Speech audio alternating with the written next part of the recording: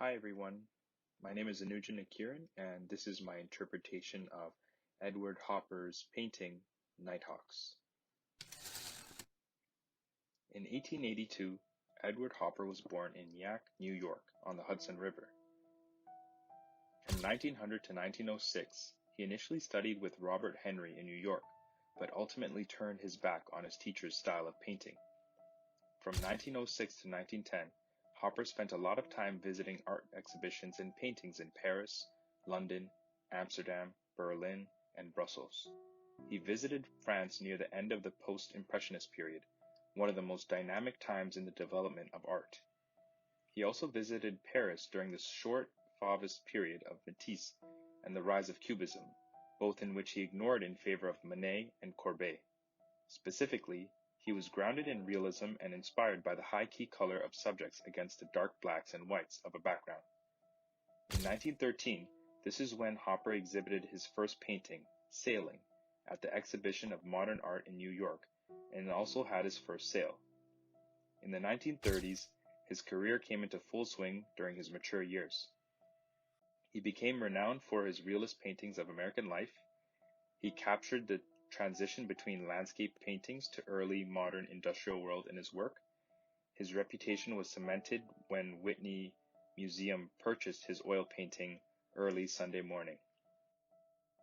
From 1939 to 1945, the end of the Great Depression leading into World War II made artists lack the motivation and emotion to paint happy and elegant pictures.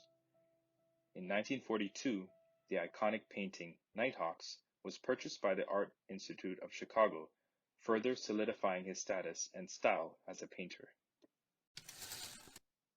Though there had been a transition from his landscape to urban culture paintings, there are common compositional components including size, color, placement, and shadow.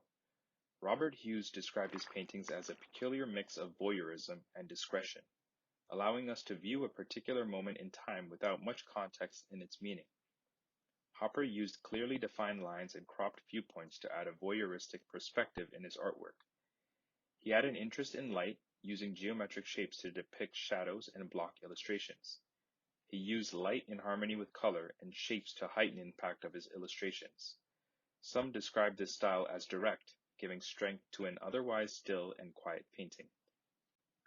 Thematically, Hopper had an interest in American condition, specifically in its blankness and boredom. Many of his paintings are about singular moments in specific situations, like Nighthawks is, or was, of New York, in contrast with the impressionist images of bustling Paris at the time. This style was also an antithesis of futurist emphasis with movement and speed. His focus was on the psychology of the subjects versus the artists themselves. There's a sense of psychological isolation throughout his work. Much of his work during his mature years were during the times of the Great Depression and World War II, so this may have been a psychological introspection of his feelings, portrayed in his work. You can feel the level of quietness and detachment from reality that further establishes his work as symbolic and timeless. When you look at this painting, you are instantly drawn to the light source in Phillies, illuminating the four subjects. The light source can be confirmed by the shadows Hopper has throughout the left half of the painting, both in dark and light geometrical shapes. We can see that there are window panels around the cafe, but the clear vantage point we have from a street outside the cafe gives us a voyeuristic perspective as the viewer. The placement of the first subject when looking from left to right is interesting. He's roughly in the middle of the painting, with half his body in shadow from the lights in the cafe, whereas his luminous side is facing away from us as a viewer. Although he has a cup of coffee on the table, it looks like he's holding a glass of water, pondering his thoughts by the way his hand is placed and by the angle his head is tilted towards the cup. More on him in a bit. The male and female subjects in the middle can be interpreted in many ways. Although their hands are right next to each other, almost to the touch, what questions their relationship is their expressions. The male subject on the left looks stiff and rigid. His expressionless face, along with mindlessly holding the cigarette on his right hand, makes me wonder if he's upset at the woman to his left, or if he's internalizing thoughts about something that happened prior to having a conversation with the server. The woman, though very close in proximity to the man, is physically present, but mentally somewhere else. We can observe this by her deep gaze into the green object she is holding on her right hand. The contrasts between the subjects are symbolized by their interests in the objects they are holding. Finally, the server in the white uniform balances the painting, but adds some layer to it as well. His white uniform and blonde hair blend in with the yellow walls illuminated by the lights in the cafe. He embodies the cafe serving his guests, both physically and figuratively. One point to note is the emphasis on his arched posture, possibly highlighting the different levels of class during the time of World War II, or the level of respect he is showing the male and female subjects. Finally, the only items that illustrate signs of harmony and sync within this photo are the tea or coffee dispensers on the right. Now, when we go back to the subject on the left, and the emptiness on the streets outside the cafe, which is said to be Greenwich Avenue in New York, certain themes start to come into fruition, such as loneliness, alienation, and anti-urbanism feelings. In Hopper's sketchbook, Nighthawks was one of the few paintings he left commentary about, saying, "I simplified the scene a great deal and made the restaurant bigger. Unconsciously, I was painting the loneliness of a large city." This is not only felt by the distance between the subject on the left and the others, but also by the vast emptiness and darker shadows outside the cafe. The empty streets can be thought to be more threatening than one that is populated, as the viewer is left to ponder what awaits outside the cafe for these subjects. Elements such as litter or signs of crime and suffering would have limited our interpretation of this painting.